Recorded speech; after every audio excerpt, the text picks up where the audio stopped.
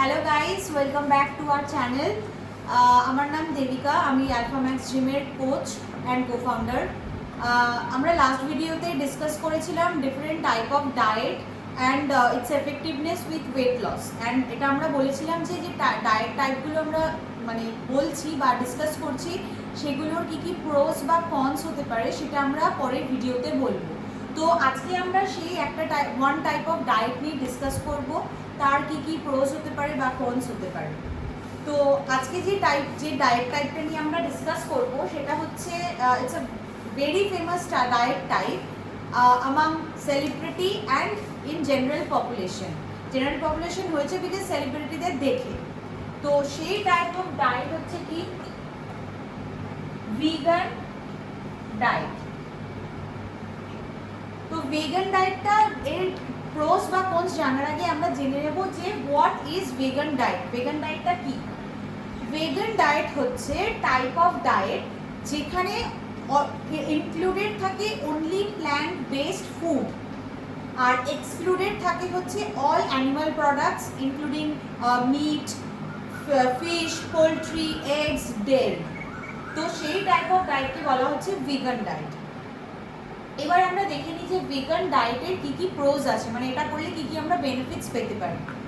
তো যে আমি যেটি বললাম যে যেহেতু এটার মধ্যে থাকে হচ্ছে মোস্ট না সবই প্ল্যান্ট বেসড ফুড থাকে, এই প্ল্যান্ট বেসড ফুডের জন্য this is very rich in carbohydrate, in dietary fibre, আর কি থাকে ওমেগা 6 ফ্যাটি অ্যাসিডস।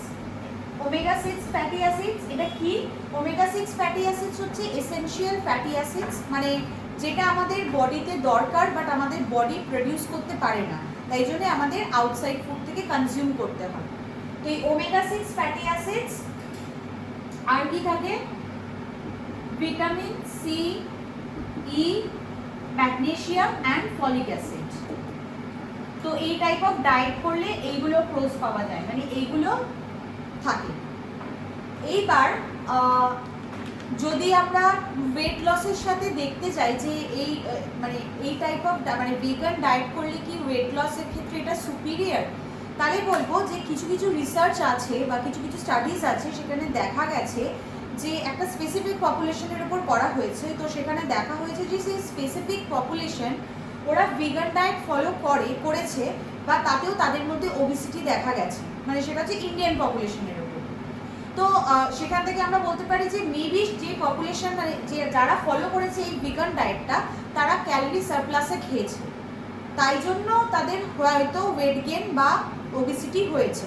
যেটা আমরা লাস্ট ভিডিওতে ডিসকাস করেছিলাম যে আমরা যেই টাইপেরই ডায়েট ফলো করি না কেন, যতক্ষণ না আমরা ক্যালোরি যদি কমাই বা যত ক্যালোরি দরকার তার চেয়ে কম খাই, তাহলে আমাদের ওয়েট লস হবে, আর আমরা যদি বেশি খাই তাহলে আমাদের ওয়েট গেইন হবে।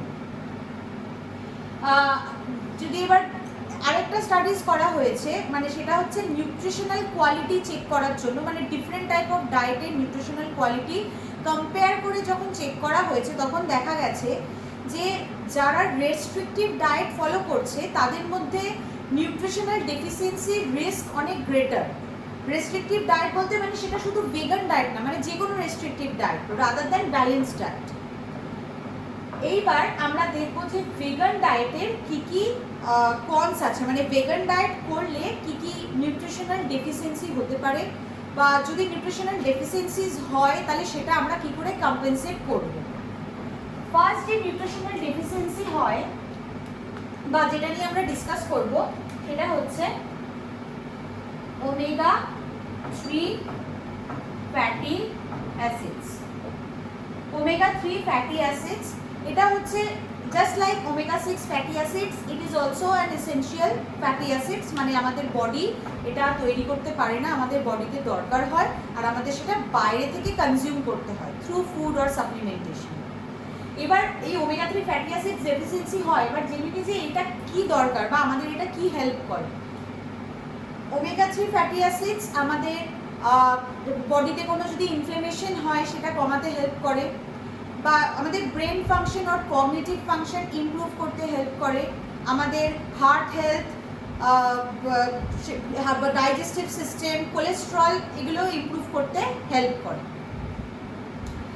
ওমেগা 3 ফ্যাটি অ্যাসিডস কেন ডেফিসিয়েন্সি হয়? কারণ ওমেগা 3 ফ্যাটি অ্যাসিডস মোস্টলি মানে অ্যাবান্ডান্ট ওয়েতে পাওয়া যায় হচ্ছে ফ্যাটি ফিশের মধ্যে। তো শুধু যে যারা ভিগান ডায়েট করে তাদের যে এটা ডেফিসিয়েন্সি হয় তা না, অনেক সময় দেখা গেছে দোজ হু আর নন ভেজিটেরিয়ানস তাদেরও কিন্তু এটা ডেফিসিয়েন্সি হয়েছে, কারণ এটা অনলি ফ্যাটি ফিশে পাওয়া যায়। এইবার এটা এই যে ডেফিসিয়েন্সি হচ্ছে, যারা ভিগান ডায়েট ফলো করছে তারা কি করে কম্পেনসেট করবে? কিছু কিছু প্ল্যান্ট সোর্সেস আছে, যেমন কিছু কিছু সিডস আছে, কিছু কিছু যেমন ফ্ল্যাক্স সিডস, চিয়া সিডস, এই সিডসগুলো বা ওয়ালনাটস, এইগুলোর মধ্যে ওমেগা 3 ফ্যাটি অ্যাসিডস আছে। তো এগুলো কনজিউম করতে পারে, বা বাইরে থেকে মানে অ্যাবাভ 1000 mg কিছু মানে ওমেগা 3 থাকবে এরকম কোনো সাপ্লিমেন্টেশনও সে ডায়েটে ইনক্লুড করতে পারে, মানে it will be a good idea. তাহলে এই ওমেগা 3 ফ্যাটি অ্যাসিডসের ডেফিসিয়েন্সি হবে না। নেক্সট যে ডেফিসিয়েন্সি দেখবো যেটাতে ভিগান ডায়েটের জন্য হয়, সেটা হচ্ছে ভিটামিন B12। ভিটামিন B12 একে বলা হয় বা কোবালামিন বলা হয় এটা। তো ভিটামিন B12 আমাদের কি হেল্প করে? ভিটামিন B12 আমাদের ডিএনএ সিনথেসিসে হেল্প করে। আর কি করে? আমাদের যে নার্ভ সেল আছে, মানে ধরুন এই যে এরকম তো আমাদের নার্ভ সেল, এই নার্ভ সেলের চারিদিকে এরকম একটা কাভার থাকে, এই কাভারটাকে বলা হয় হচ্ছে মাইলিন শেল। এটার কাজ কি? যে ইলেকট্রিক ইম্পালসেস গুলো যায় বডিতে, সেই ইম্পালসেস গুলোকে কি করে এই মাইলিন শেল খুব ইজিলি ট্রান্সমিট করতে হেল্প করে। এইবার যদি ভিটামিন B12 এর ডেফিসিয়েন্সি হয়, তাহলে এই মাইলিন শিটটা যখন ডিস্ট্রয় হয়ে যায়, তো এটা যখন ডিস্ট্রয় হচ্ছে তার মানে কি হচ্ছে? ইলেকট্রিক্যাল ইম্পালসেস গুলো ট্রান্সমিট হতে অনেক টাইম লাগছে, মানে এটা স্লো ডাউন করে দেয়, ইম্পালসেস গুলো ট্রান্সমিশনটা স্লো ডাউন করে দেয়। এবার আমরা দেখব যে এই ভিটামিন B12 কিভাবে যে ডেফিসিয়েন্সিটা কিভাবে কম্পেনসেট করা যেতে পারে। ভিটামিন B12 ফর্টিফাইড কিছু খাবার আছে যেটা আমরা অ্যাড করতে পারি ডায়েটের।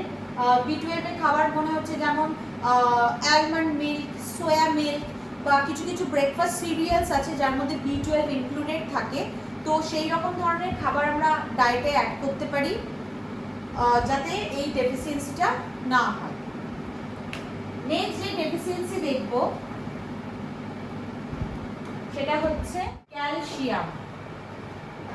ক্যালসিয়াম হচ্ছে the most important mineral to maintain our bone health আর teeth. It also helps to maintaining the function of nerves and muscles.